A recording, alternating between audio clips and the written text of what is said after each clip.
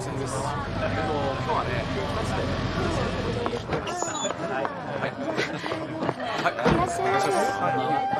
こちらへどうぞ。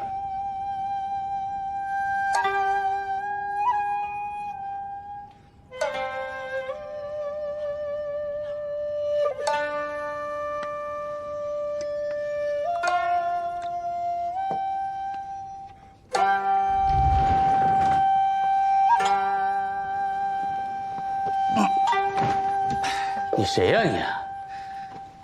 国防部二厅。失礼いたします。找我什么事啊？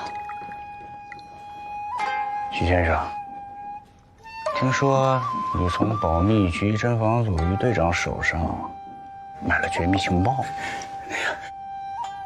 长官，我就是一个平民百姓，大字不识几个，我买情报干嘛呀？那就想请徐先生解释一下，为什么从你银行账户汇出的这笔账会落在于肖楠的户头上？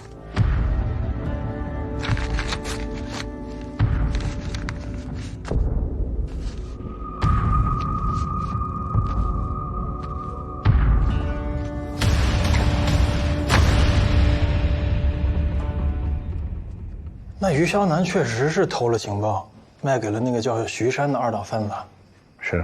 哎呀，这个于肖楠啊，自从有了相好的阿玲以后，不止一次贩卖过情报。最近有人从黑市放出风来，说有一批船要从海南回来，可以顺路进香港走私，正在高价倒卖返程消息。现在问题的关键是于肖楠不缺钱了，徐山约不出来他了。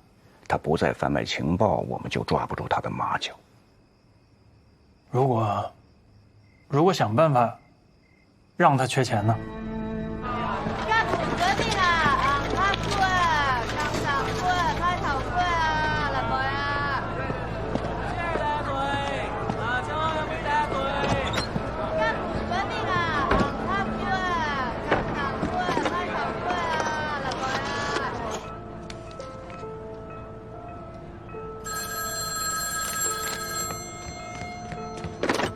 喂，现在就是只要找到小男人，调包那些贩卖行情的证据，老板那边就有救了。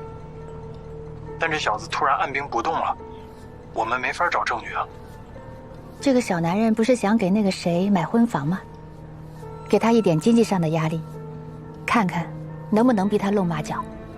是，我们也是这么想的，只不过实施起来有点困难。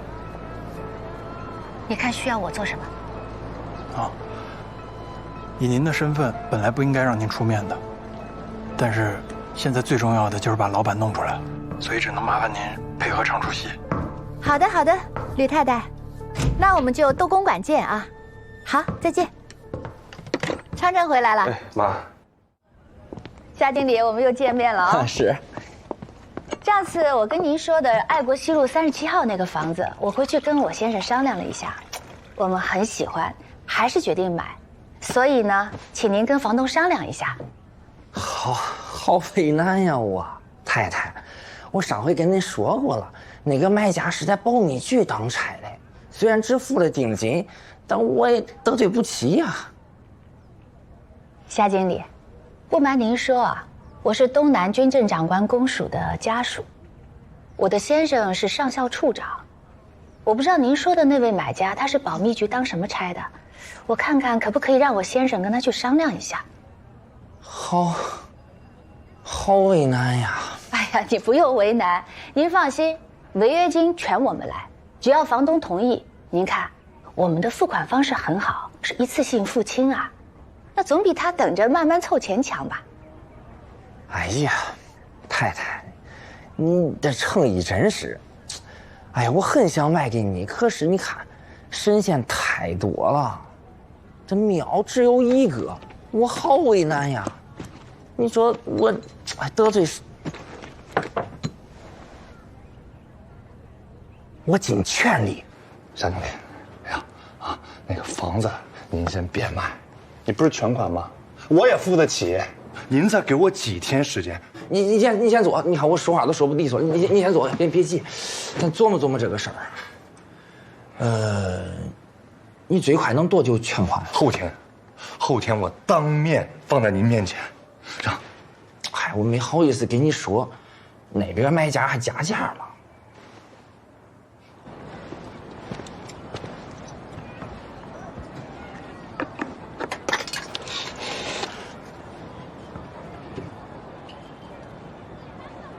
喂，阿玲啊，是我肖楠。啊，那个是这样，我不是一直在凑钱买咱们那个房子嘛，对吧？但是今天出了点小状况，就是房东说有一个人现在要全款买那套房子。那可不行啊，那可是我们的婚房，谁要都不能给啊。哎，你没有跟卖家说我们是保密局的吗？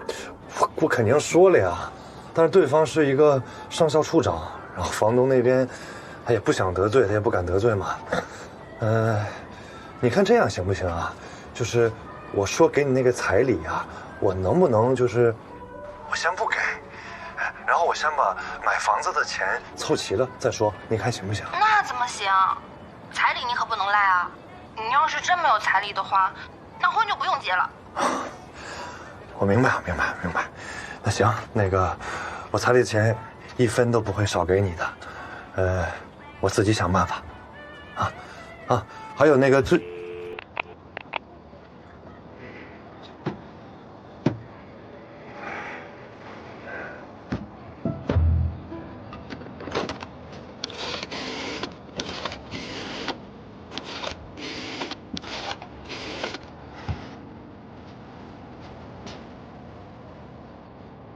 喂，是徐先生吧？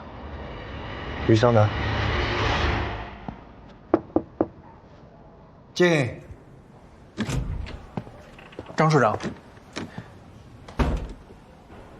我最近听说，有人在黑市上叫卖，去海南给柏林防线运送补给船只返程的情报。我们怎么不知道？而且，卖情报的人，我们都认识。谁啊？于湘南。于队长？不可能，这些文件平时就在机要科的保险柜里面，他怎么可能搞得到？您都觉得匪夷所思吗？他只不过是保密局行动队的一个队长，怎么可能拿到这样的消息呢？而且我听说他下家都找好了，等着交易。你怎么知道的？老师在军界多年，桃李满天下，自然有人愿意出手相助。最重要的是，我觉得这件事儿咱们不谋而合。我想救老师出来，二厅想要扬眉吐气，这事儿咱们双赢啊！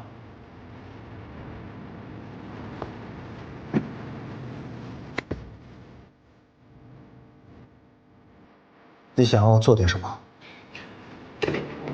西门町华都大舞厅，明天上午9点。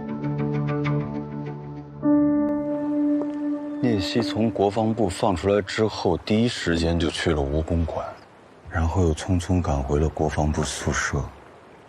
他难道什么都没有从吴公馆拿出来吗？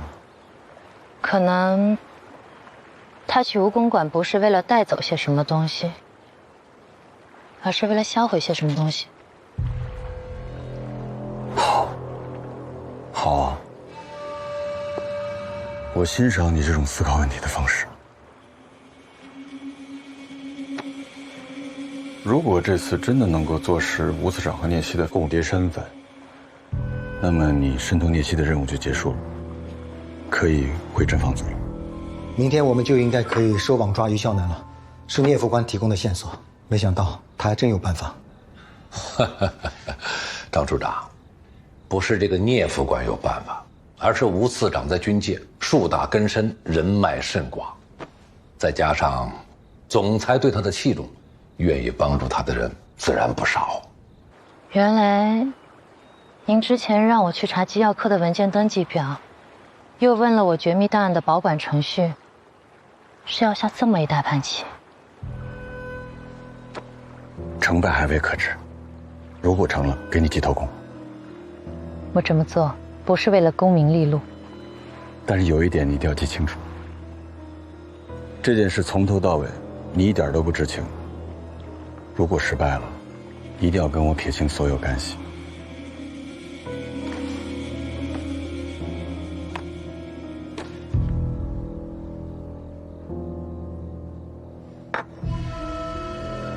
那这个于霄南是怎么拿到机要卷宗的呢？调查组封查了国防部所有卷宗，于霄南若利用职务之便，没有什么拿不到的。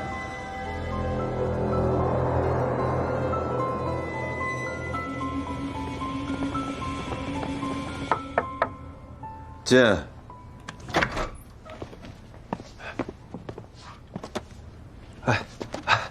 郭组长，这个月侦防组的账目需要核销一下，请您签个字。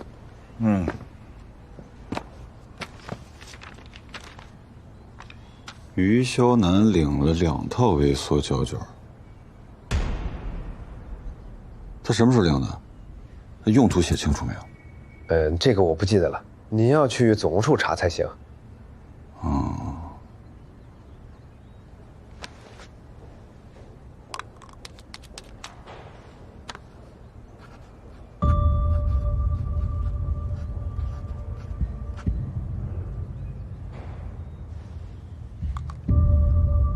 这份记录还有谁看过没？啊，昨天2厅的张处长来调阅过。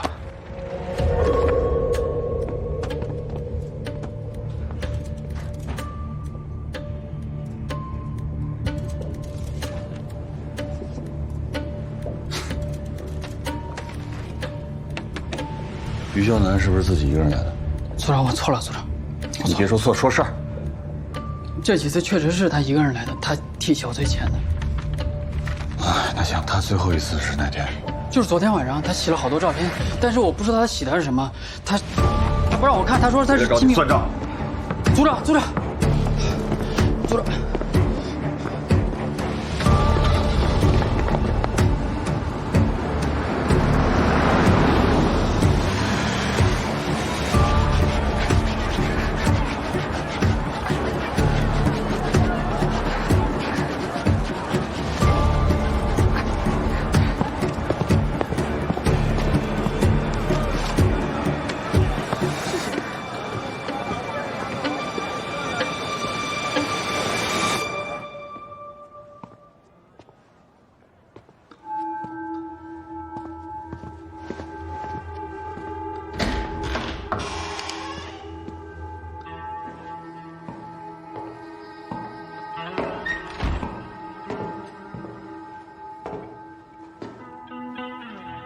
徐先生很准时吗？你不觉得这里太空阔了吗？您可太操心了。这个地方啊，白天没有女人，谁来啊？而且门口还有一个哑巴老头看大门。这个地方，比草山行馆都安全。行吧。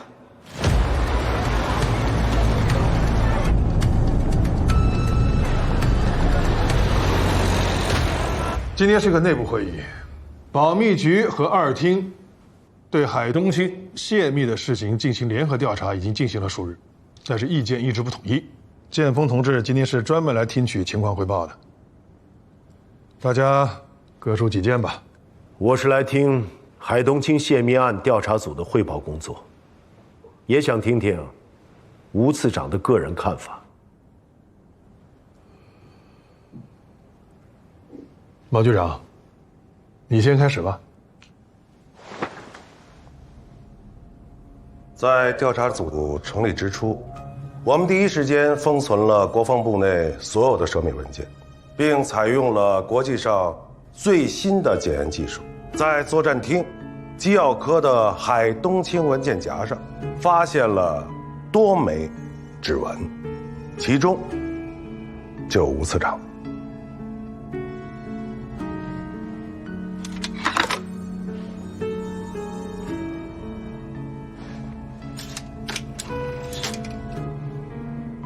众所周知啊，海东青计划全程保密，吴次长并没有参与其中。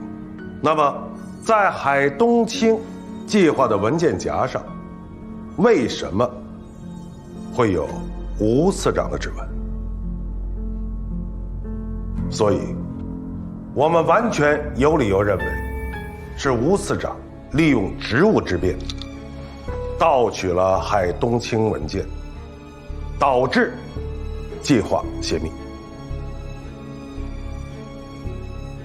海东青计划在整个国防部只有我一个人知道，因此发生泄密事件之后，联合调查组对我本人以及整个国防部进行了彻查。段厅长，你是联合调查组的成员之一，把你的调查结果做一个汇报吧。是。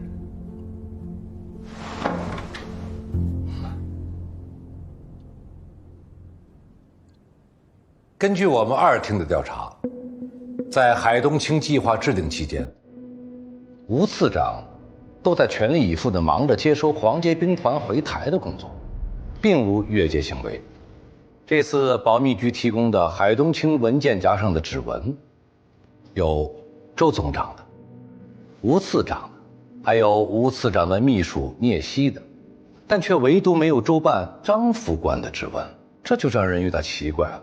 因为海东青所有的相关文件都要送到机要科去存档，是张副官亲自送过去的。机要科的登记表上可以证明这一点。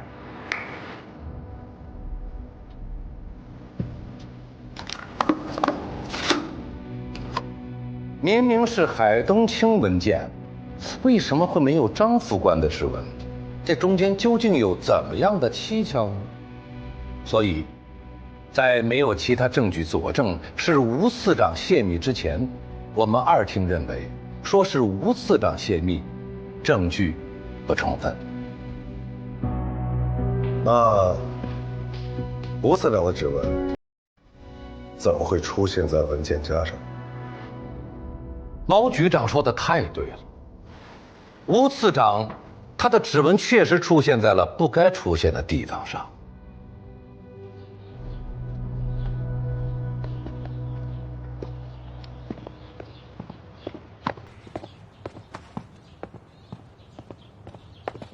在今天会议开始之前，我们又找到了新的证据。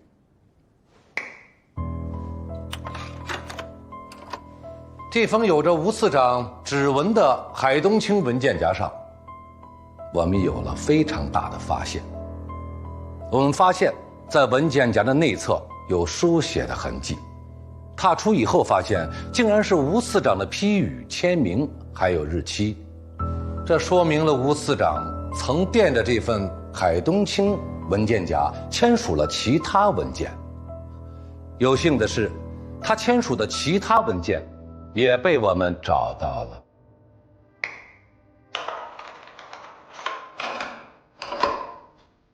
大家可以看到，2份文件都是吴次长的亲笔签名，笔迹可以说是一模一样。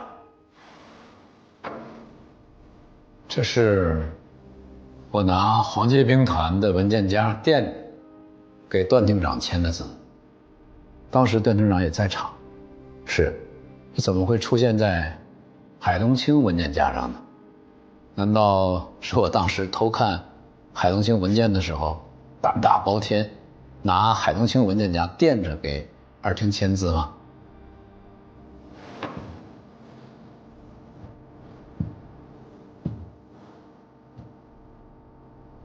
这谁能证明是吴次长亲手所说？我能证明啊。大家应该都知道，吴次长的墨宝是一字难求，极有特色，别人是模仿不了的。对对，我现在办公室里都挂着吴次长的墨宝呢。我也能证明，这的确是吴次长的。诸位，我们还有新的物证。这就是吴次长接应黄捷兵团的文件夹啊！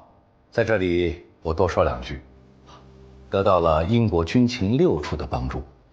毛局长，你们是不是也是6处的？从这份文件上可以看出一个很大的问题，什么问题呢？就是我们通过检验，在接应黄捷兵团的文件夹上有周总长的指纹和张副官的指纹，但却恰恰没有吴次长的指纹。这说明了什么问题呢？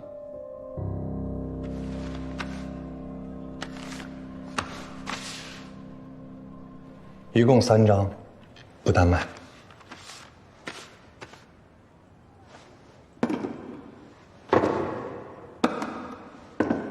一大三小，说说。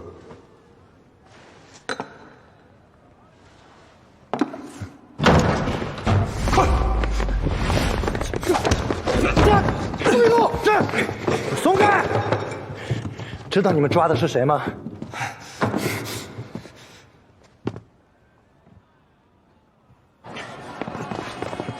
上去，进去。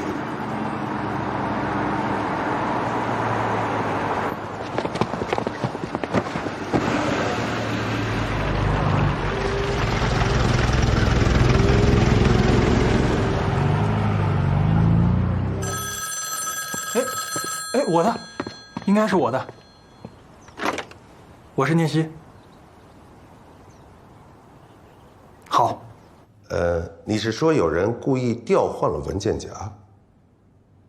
哦，那二厅坐守地利人和之便，查到什么线索了吗？这个人谁呀？我们还没有找到，毛局长可要争取啊。不过毛局长分析的非常对，是什么人做的手脚呢？我们还在进一步的调查之中。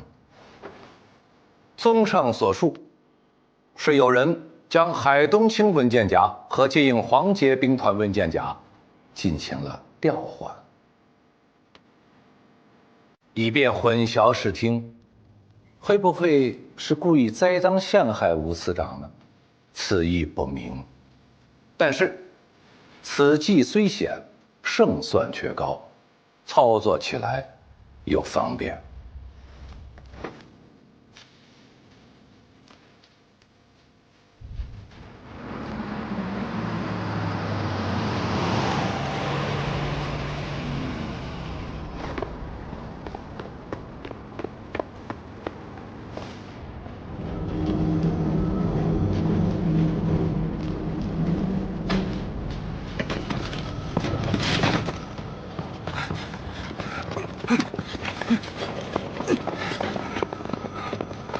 事实已经摆在了眼前，我倒是想问一下你们保密局，在证据不充分的情况下，你们就断然地认为是吴次长泄了密，恐怕毛局长要给在座的各位一个合理的解释吧。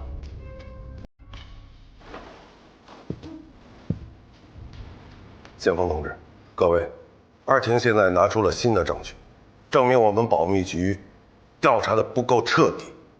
希望能给我一定的时间，让我们来做补充调查。报告，吴司长副官聂西有重要情况。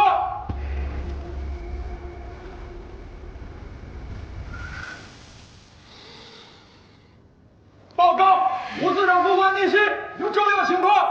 报告。让他进来。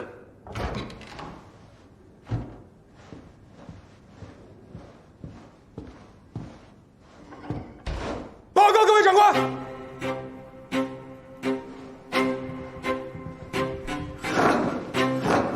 讲。保密局侦防组组长古正文在未经调查组批准的情况下，擅自带人硬闯蜈蚣馆未果，而后就在今日，保密局侦防组行动队队长于孝南在黑市贩卖绝密军事情报，现已人赃被获。你是吴司长的副官，你是怎么知道这些事啊？此事牵扯吴司长和属下，故二厅张处长抓获于孝南同时告知于我。张处长呢？报告。各位长官，二厅在于孝南家里搜出2个微型交枕，于孝南现在就被我们押在门口。马上冲洗胶卷，我倒要看看，到底是拍了些什么。是。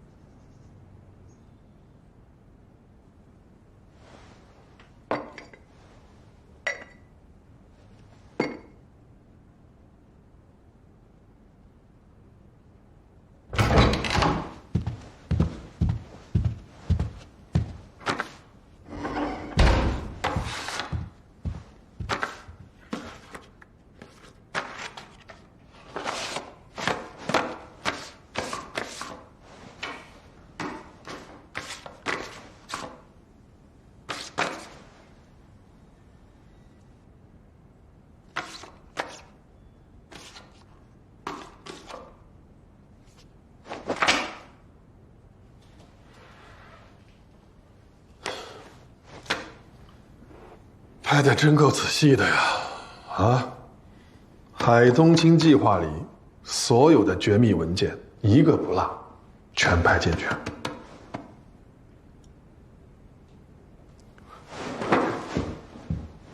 前锋同志，于肖南无视国法家规，我请求将这个于肖南就地正法。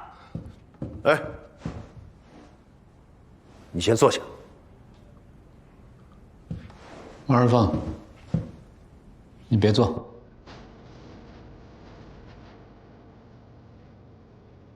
潜入国防部机要科，盗取党国绝密文件，栽赃中将次长，是像于肖南这样一个小小的行动队长的主意吗？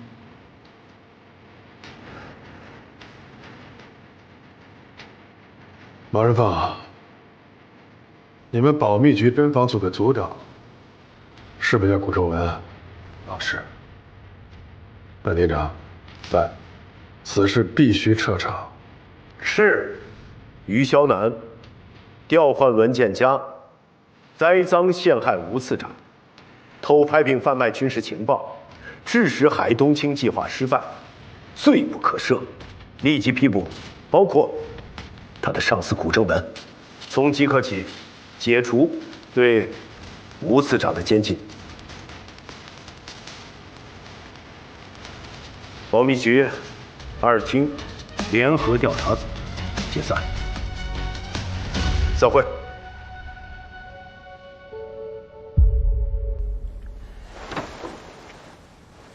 就这么算了。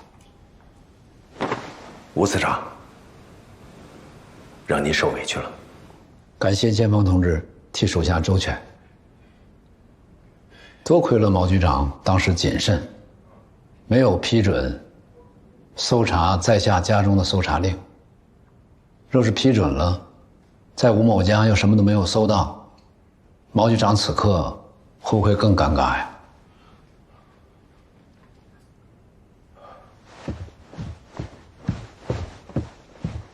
吴次长，卑职管教属下不力，给您添麻烦了。我代表保密局郑重向您道歉。改日我亲自上门向次长夫人道歉。不必，吴某只有一事相求，拜托毛局长把我办公室的窃听器拆了。马上。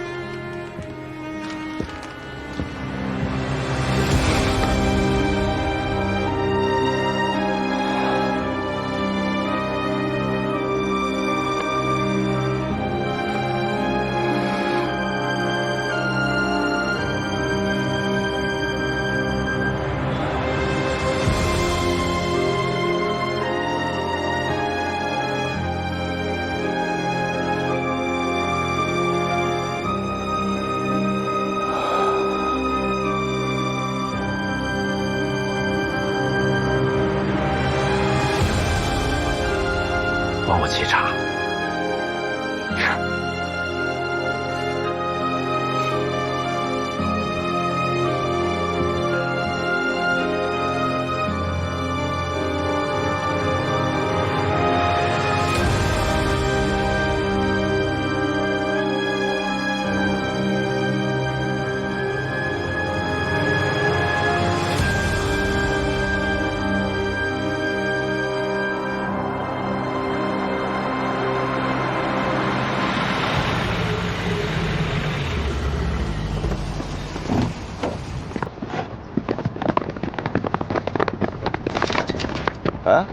干剩了啊！张处长是有公干。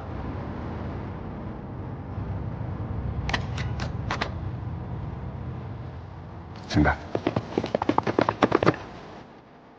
张处长，我自己会走的。请。多谢。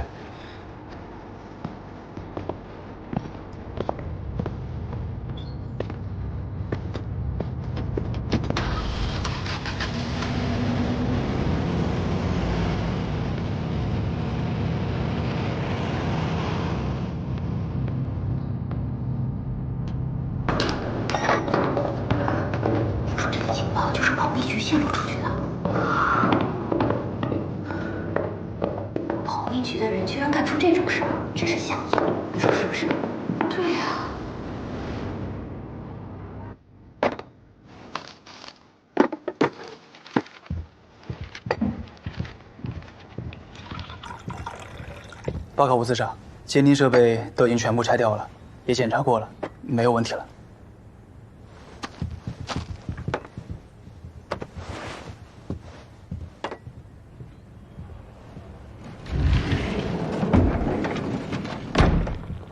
老师，我必须向您承认错误。什么错误？这次是你把我救出来的。何错之有啊！我不应该自己联系陈太太，增加了我们暴露的风险。但是当时确实也没有别的办法了。非常时期，这次也多亏了陈太太帮忙。一共几个错误啊？第二个错误，纪要科经常给我们送文件的那个文员叫黎晴，我觉得他不简单。我跟陈将军接头之后，发现他在山上的茶屋附近吃面线糊。这个时间地点太蹊跷了。还有什么？还有就是我回头想想，自从他来了国防部，很多事情都太过巧合了。比如说上次那个风兵事件，我跟您说过的。我知道。但是这个黎晴又很奇怪，这一次古正文他们之所以没能进入吴公馆，就是他帮我给阿美送了消息，阿美及时赶到。师母才把古正文拦在了门口。你还了解到他什么信息啊？我记得他过生日的时候跟我说过，他有个哥哥是飞行员，但是飞机被解放军击落了。如果真有其人，是不是能查到点什么消息啊？飞机被解放军击落了，什么时候？他没说。我记得您跟我说过，有一个率队起义的空军中队长，养护战友的时候被击落了。何老不是还说他有个妹妹吗？会不会是他？现在不能这么确认。你要知道，我们了解的情况，他们情报机构也同样了解，不排除他们会利用这些信息。总之，这个黎晴疑点很多。你还是要多加防范，不妨多接触接触，看还能了解到什么信息。另外，我找一下王继福，了解一下空军那边的情况。明白。卫星相机和胶卷安全吗？安全，我从吴公馆拿出来的时候就藏好了。没放在宿舍吗？没有，当时的情况，宿舍和办公室都太危险了。您放心，我尽快拿给您。再等等，上次于湘南溜进吴公馆撬锁，也惊动了你师母。等我回去把锁修好了，再拿过来。好，我等您消息。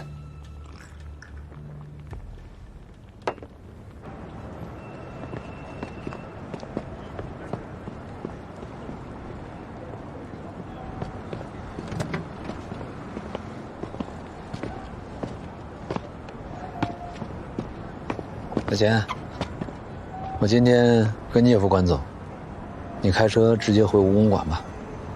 次长，我今天特意洗了车，里里外外我都打扫干净了，就是想让你坐个车，舒舒服服回家。好，我坐你车回去。聂副官，这几天你也累坏了，早点回去休息。好的，老师。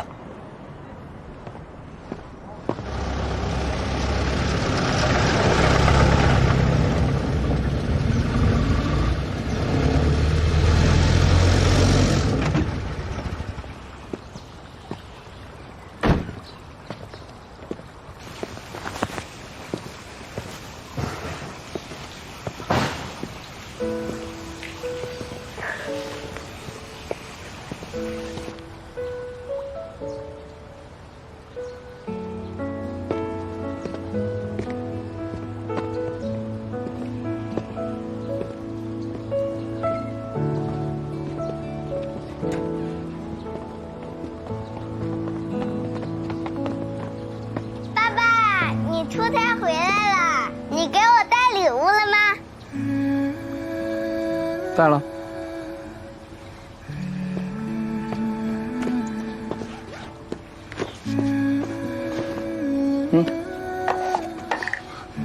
小青蛙。爸，您给我也带礼物了吗？带了。谢谢爸。走。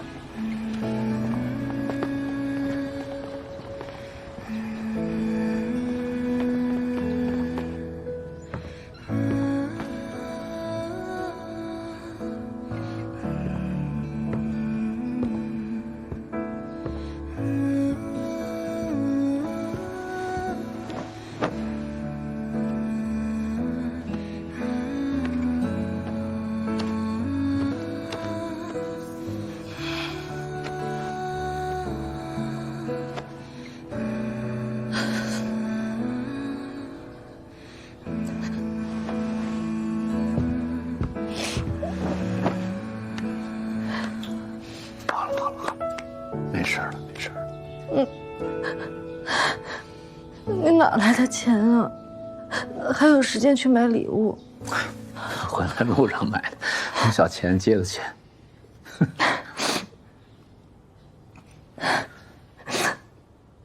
雨荨，我真的是有点后悔了。我当初真的不应该带着孩子跟你来台湾。闭嘴！不怪你啊。我现在才知道，当时老蒋是下了口谕的，像我这个级别的军官，家眷都必须一起跟着来台湾。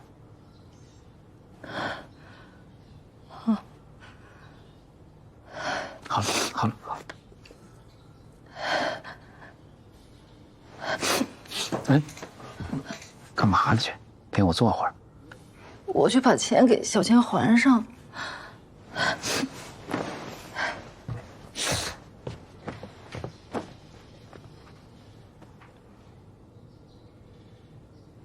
你们下手老是这么没轻没重的。其实也不是啥大问题，就是多了几根肋骨。我倒是怕把肺给扎坏了，倒是说不了话。那既然都打成这样了，该说的不都得说了？哎，这小子可保密局。师长，师长，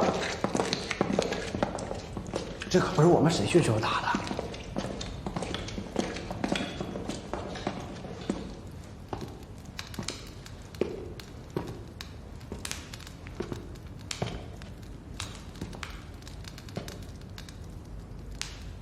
于队长，买你情报的徐山已经全部招了，人证物证都在。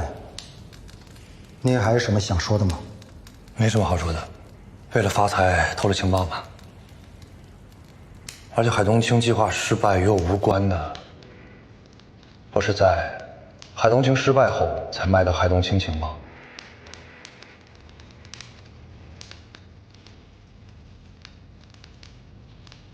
就这些吗？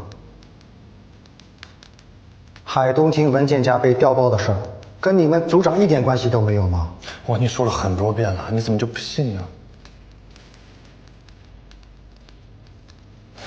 我就是为了发财，可能是当时拍照的时候调换了位置，放置错了，跟我们侦防组没有任何的关系，是我个人所为。都什么时候了，你还包庇他？我包庇谁了？跟我们侦防组没有任何的关系，是我个人所为。都什么时候了，您还包庇他？我包庇谁了？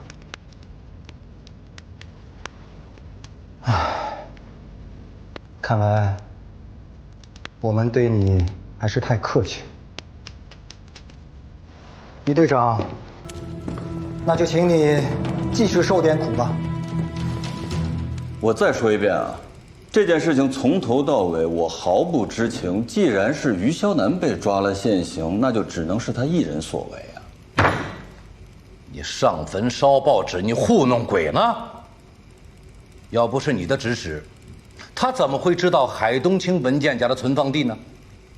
他又怎么知道黄捷兵团文件夹上有吴次长的指纹呢？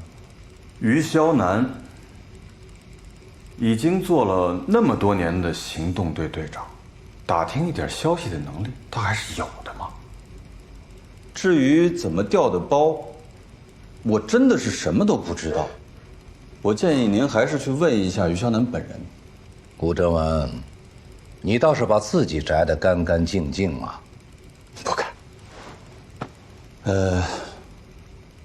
对下属失察之责那是跑不了的，但要说共犯，属下真的是没有这样的胆量呀。啊，当然我也明白，发生了这样的事情，无论如何要给上面一个交代。段厅长，要不然这样，把于肖楠杀了好了。这个蠢货坏了我很多事情，我也早就想杀他了。军事情报外泄，栽赃陷害国防部高官，就凭这2条，你就够被扔到海里头喂鱼的了。懂了。光杀一个于肖楠不够，那就请段厅长安排人把我送到海里喂鱼吧。哼，吴章文，你以为把所有的责任都推到于肖楠身上，自己就没事了啊？你就能确定他不会把你招供出来？哼，古大组长，你的好日子到头喽！哎，那好啊，谢谢啊。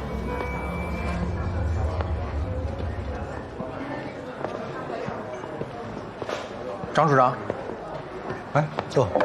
上次的事还得谢谢您啊，感谢您帮忙。哎，你太客气了，我应该谢谢你。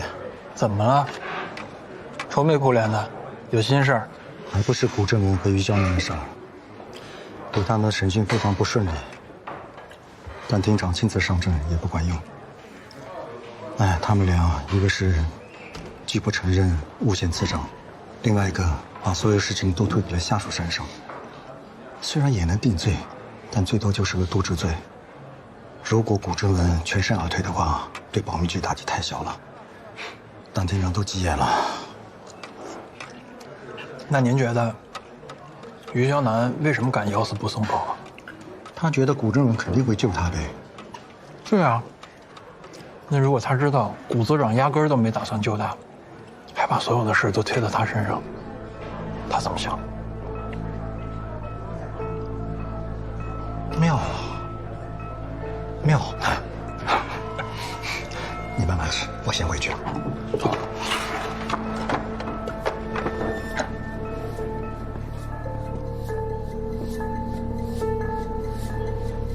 你真的是不到黄河心不死啊！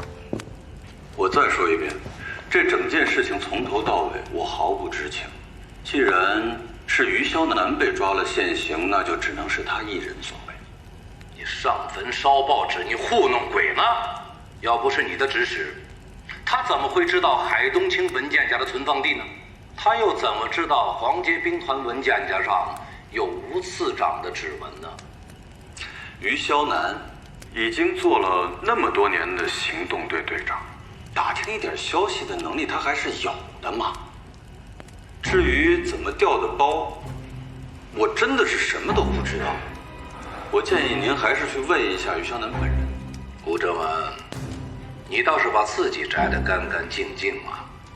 对下属失察之责那是跑不了的。但要说共犯，属下真的是没有这样的胆量。当然，我也明白，发生了这样的事情，无论如何要给上面一个交代。段队长，要不然这样，把于肖南杀了好了。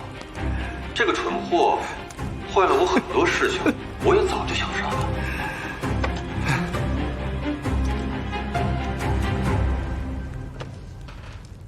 听见了吗？这就是你一心想维护的组长，就这么出卖的你，连我这个外人听了都心寒。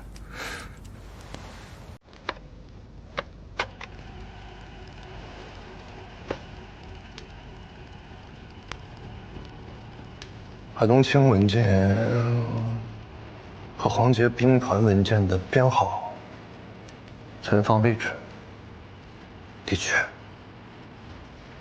是组长告诉我的。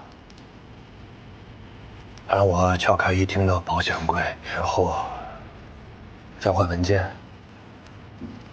如果没有证据的话，我们也使用极端手段制造证据。说什么一定要栽赃。一定要栽赃给吴次长，不是栽赃，不是栽赃啊！因为我们真的认为吴次长一直就有问题的。你早一点承认不就是了吗？也免得受这些披露之苦。偷卖情报的也交代交代。我说的都是实话呀，都是实话。我就是为了钱，而且我只卖了黄杰兵团运兵船出航，还有海南柏林防线的返航情报，我没有卖海东青的情报，我没有卖。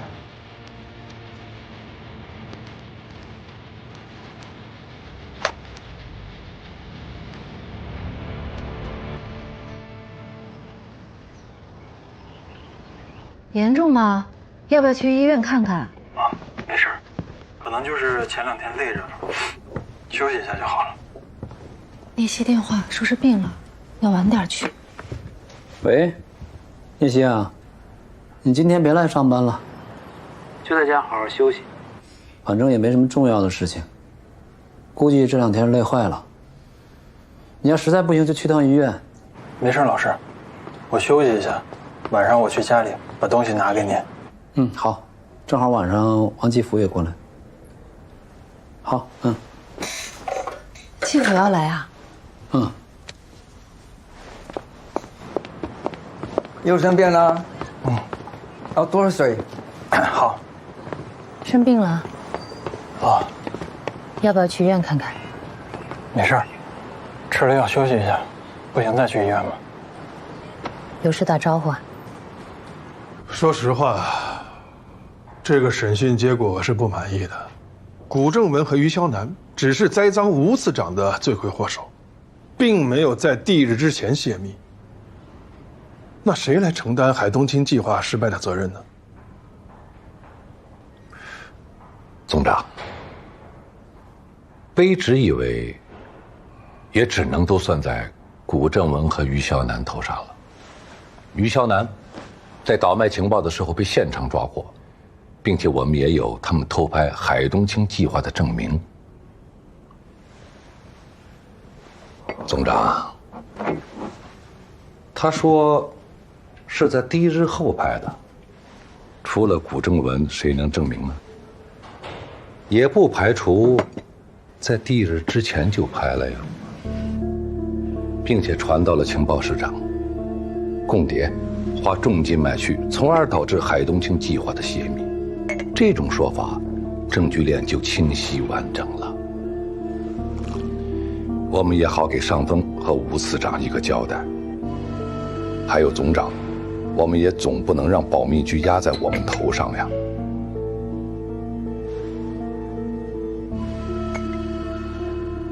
也只能这么办了。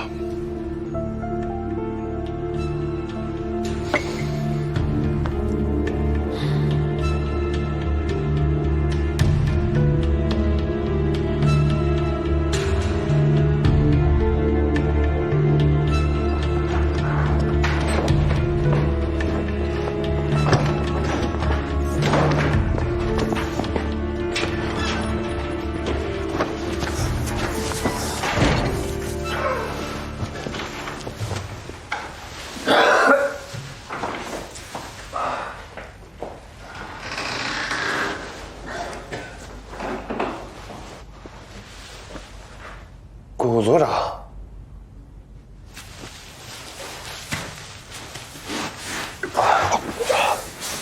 于湘南，在你谷正文心中，算个什么东西？那就把于湘南杀了好了呀。这个蠢货之前坏过我不少事儿，我早就想杀他了。你听到的录音是不是就到这儿？之后我还说了，懂了。光杀一个于湘南是不够的，那就麻烦段厅长安排人把我扔到海里喂鱼。蠢货！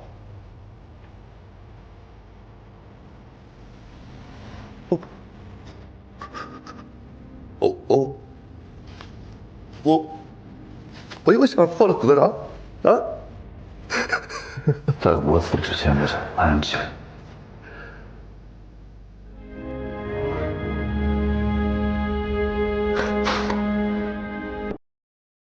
经审理，于湘南因泄密军情，事实清楚，判处死刑。谷正文为同案嫌疑人，徇私舞弊，构陷高层，判处死刑。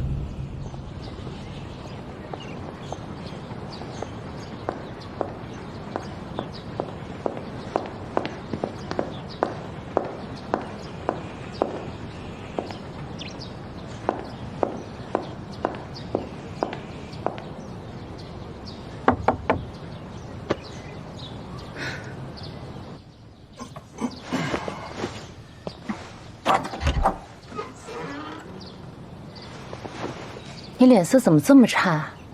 要不要去医院看看？没事，好多了。如果我晚上过来看你还在发烧，那你就必须得去医院。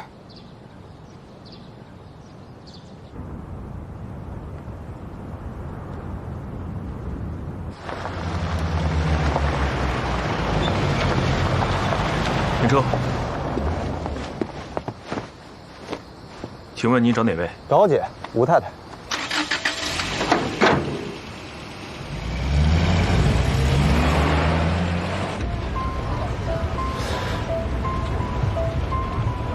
上次过生日，你说你哥哥的飞机被共军击落了。你哥哥是哪一年殉国的呀？1949年。那你在台湾还有别的亲人吗？没有。朋友呢？说得上话的朋友。你和卢振华算吗？今天怎么改行了？什么意思？我看你病得不重啊，还有心思查户口呢。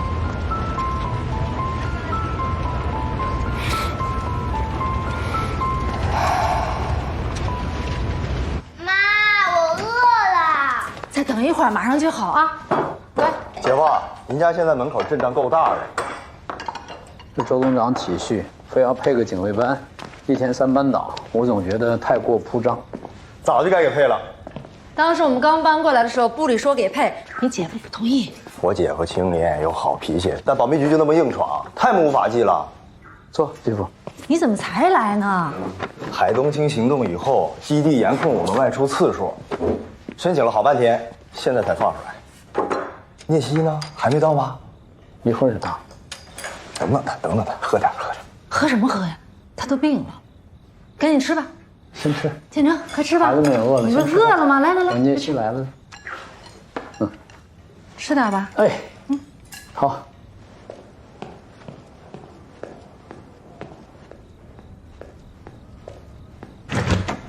小心一点，不要冷的。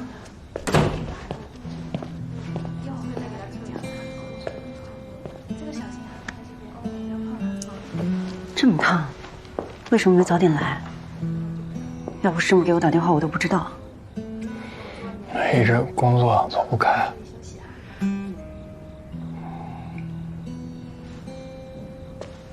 啊，我看聂副官发烧了，就送他来医院了。没什么事儿的话，我就先走了。谢谢了，李文员。不用，好好休息。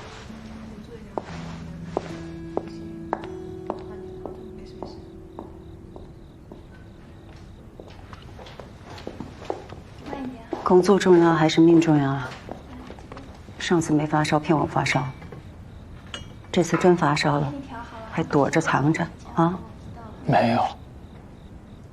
今天确实想给你打电话来着，为什么没打？觉得有点不好意思。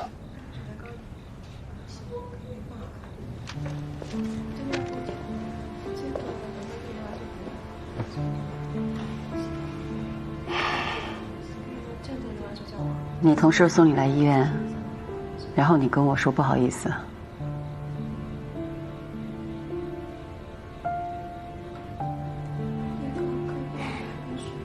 我也不知道。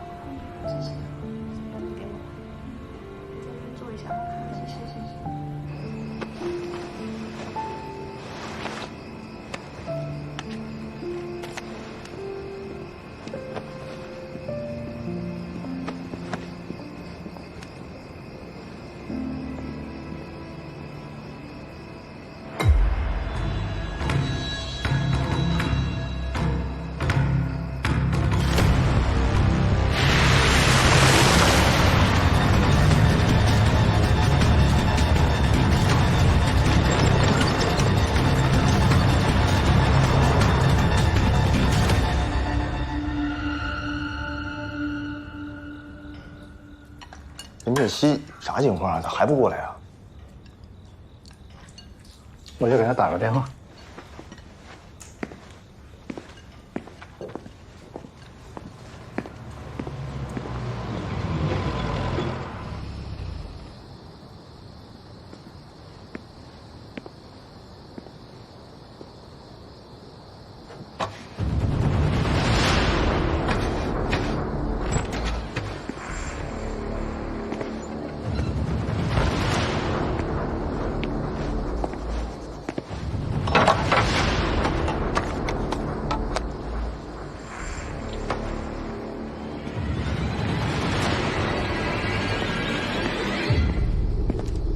聂西，怎么了？对不起，老师，我把东西丢了。应该是黎晴拿走的，您放心，我会找回来的。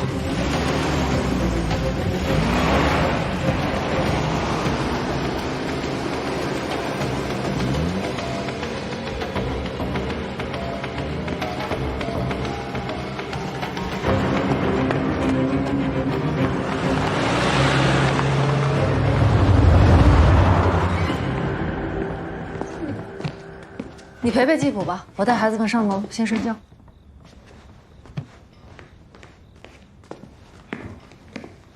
姐夫，聂西来了吗？啊，聂西说还有点事儿。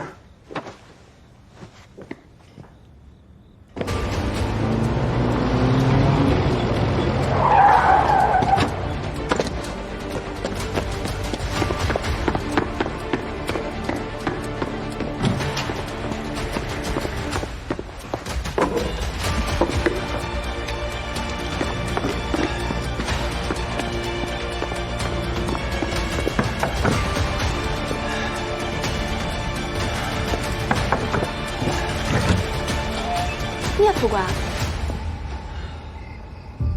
李婷呢？刚回来又出去了。他说他去哪儿了？那没说。啊？你觉得他会去哪儿啊？他倒是经常会去海边走走。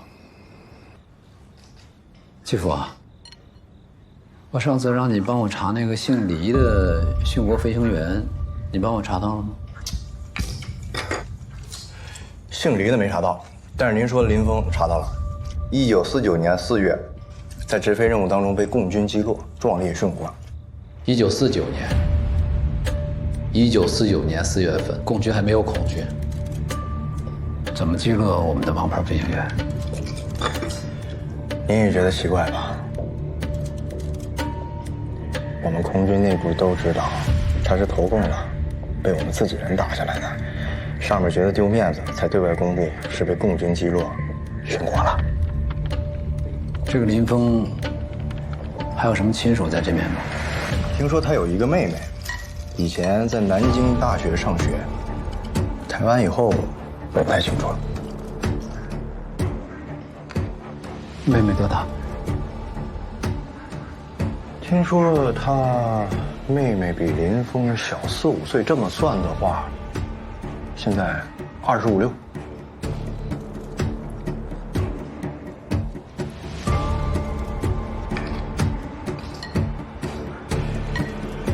继父，我突然想起有点事儿，我要回趟单位。你坐，你坐，让你姐过来，我有个事儿啊。哦。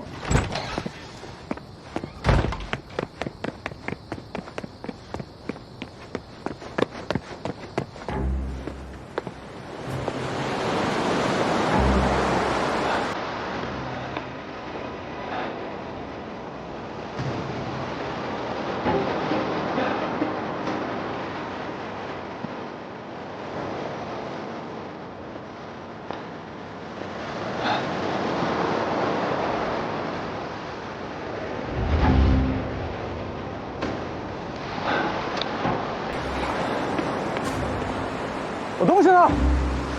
你拿了我车里的东西？就因为这个，你要杀了我？你为什么要这么做？各为其数。你是古正文的人，别动。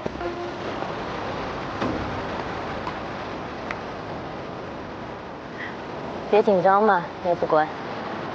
你的东西在那边的交通里呢。看看。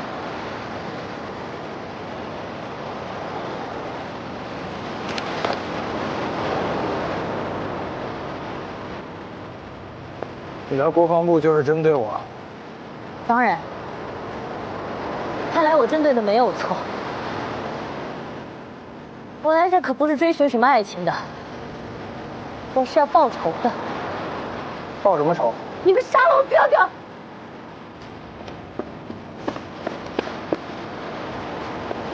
把枪放下！别动，别冲动！你是林峰的妹妹对吗？聂西，把枪放下！把枪放下！聂西，听我说，听我说完好吗？原来你真的是共谍，吴次长。你要说什么？我要说的是，你的哥哥林峰，在1949年，为了掩护战友，夹击北非，是被国军击落的。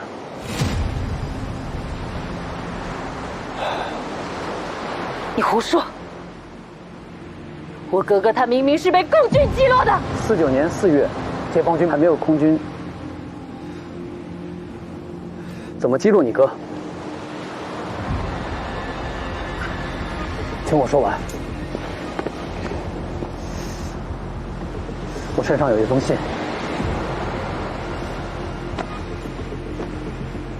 是你的哥哥起义前交给跟自己一起北非的战友的照片，你可以打开看看，看看是不是你哥哥。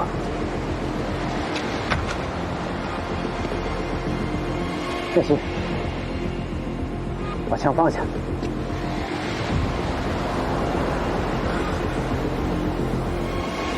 聂西，把枪放下。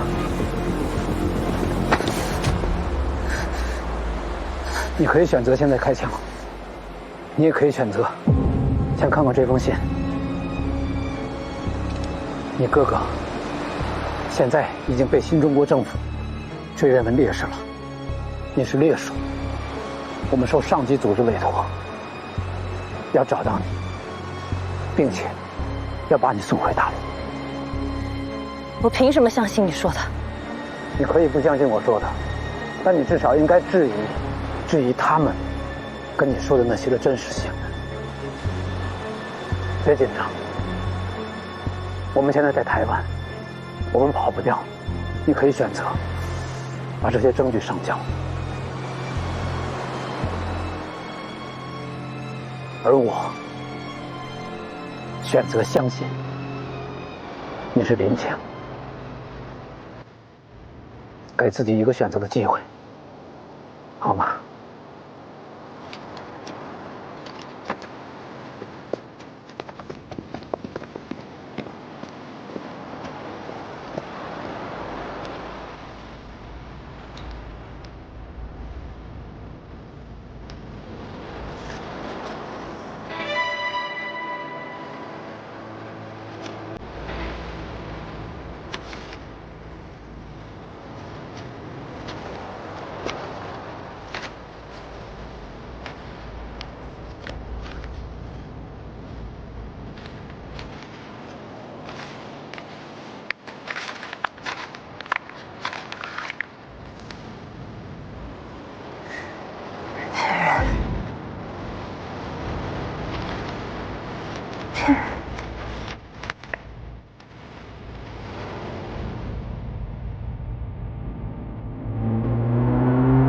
师，您刚才这么做太冒险了。说句我不该说的话，您完全是违反组织纪律的行为啊！李青已经承认了他是古正文派来渗透我们的特务，您为什么还要这么做？好好开车。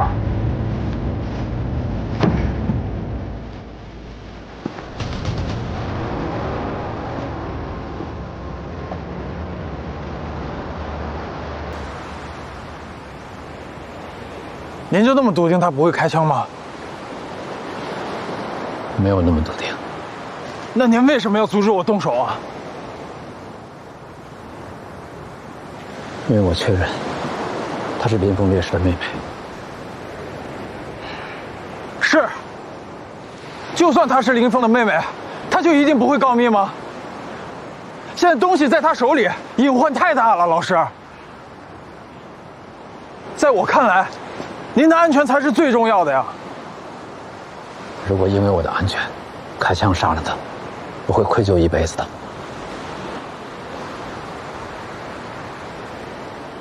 我受托于兄长，受人之托，忠人之事，于情于理，我都应该把真相告诉他，给他一个选择的机会。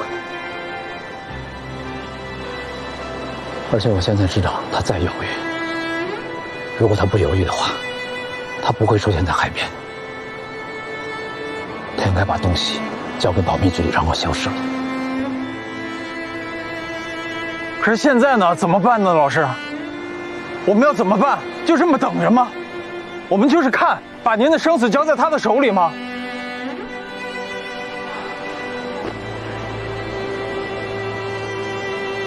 都怪我。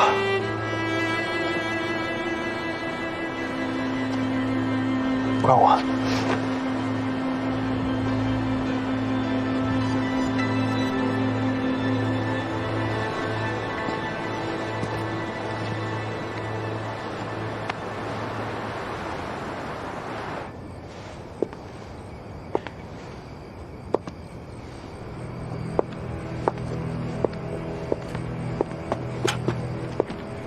你好，麻烦通报一下保密局侦防组的外勤离情，有重要事情要见毛局长。稍等，我确认一下。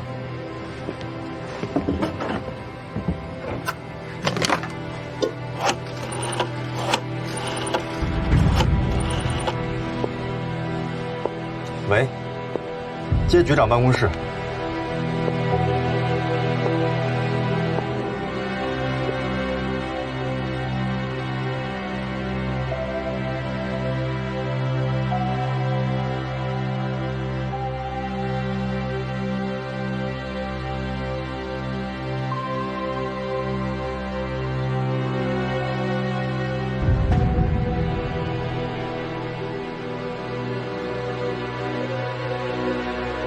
行了，早点回去吧。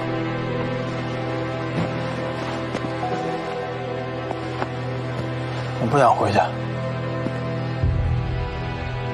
你不想回去要干什么呀？陪着你。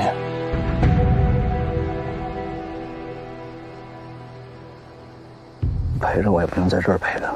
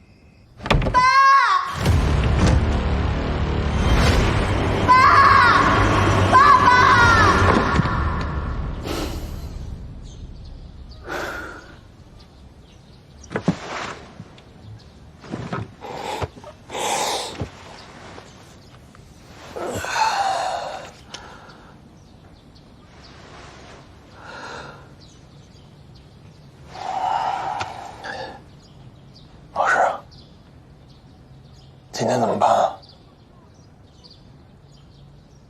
照常上班。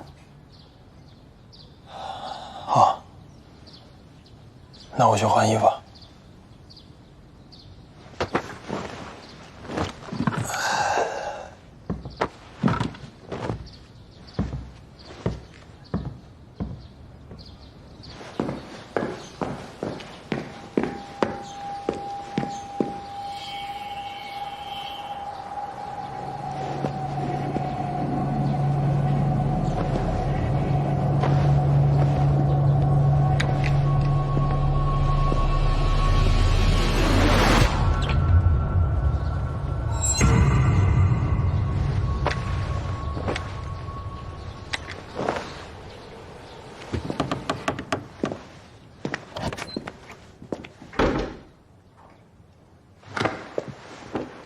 你去哪儿了？昨天在老师家睡的，去老师家了。发烧好点没有？好多了。你怎么来了？你那个女同事一大早给你送了这个，让我转交给你。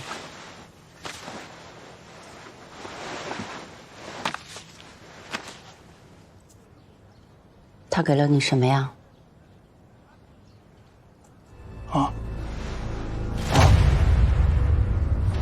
没什么。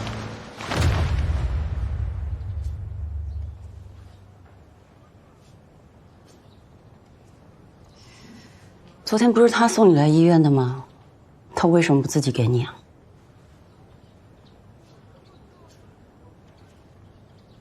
你们不都住在这儿，又在一个部里上班？我那又不是传达室，你们东西干嘛在我那传来传去的？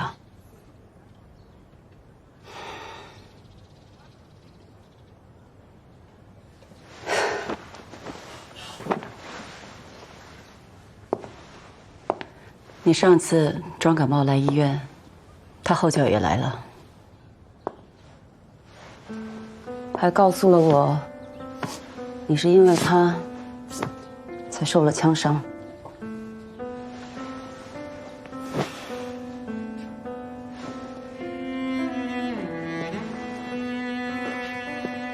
如果你对他有什么想法，我理解，但你必须先跟我撇清关系。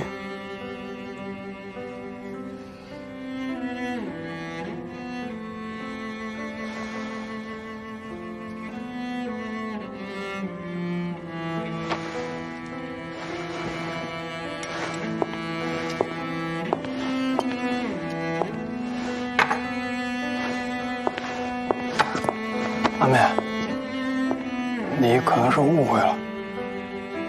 我们的关系其实不是你想的那样。那是哪样？我们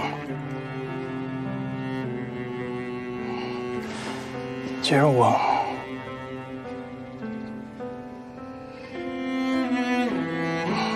不知道该怎么说，我真的很难跟你解释清楚，阿梅。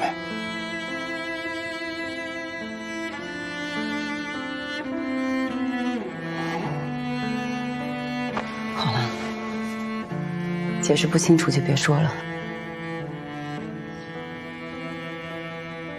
我也不想再听见你的谎言。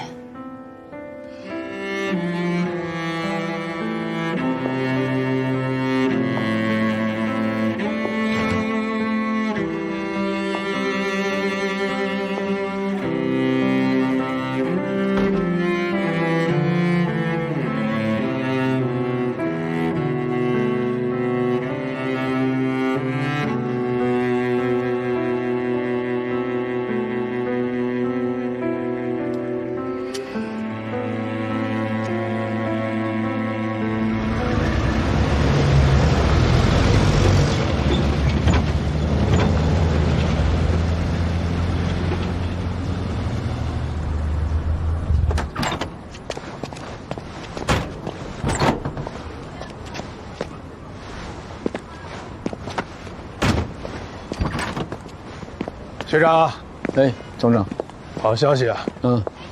最高军事法庭对古正文和于肖南的判决下来了，死刑。这么快？海东京计划失败之后，总裁是雷霆震动。现在既然已经确定是于肖南盗窃了海东京的文件，卖到情报市场，导致了泄密，那相关部门自然是从快从重处理。哎呀，我这个空军总司令啊，终于可以松口气了。我这个参谋次长的噩梦也算是结束了。希望这个消息能够弥补学长之前所受到的伤害啊！多谢总长体恤。我等一下我副官，总长你先忙。好，我先上去。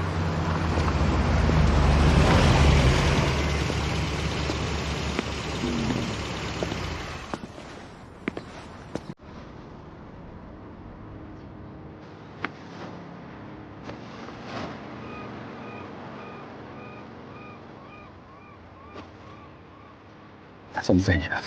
已经把这些东西交给阿美，阿美今天早上给我的。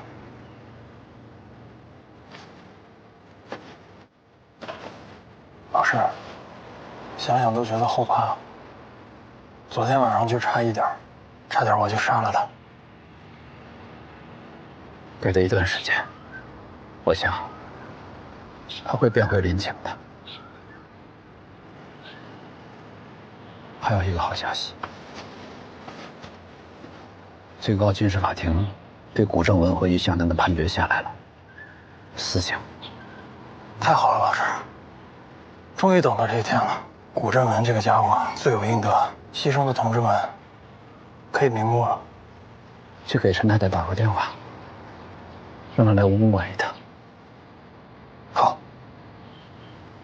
古正文判决了，相机和胶卷完璧归赵。晚上让你师母多炒几个菜，你把阿梅也叫过来，一起开心一下。可是陈太太在，阿美来不太方便吧？那你怎么跟她解释李晴转交胶卷的事儿？我会想办法跟阿美解释清楚的。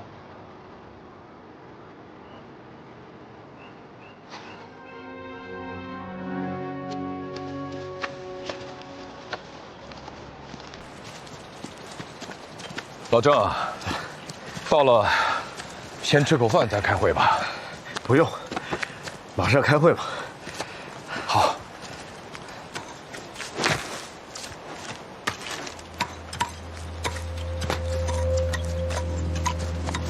哎，那谁啊？这是咱们台工委的书记老郑同志。我以前在基隆工委听钟浩东书记提起过老郑同志，今天终于见着了。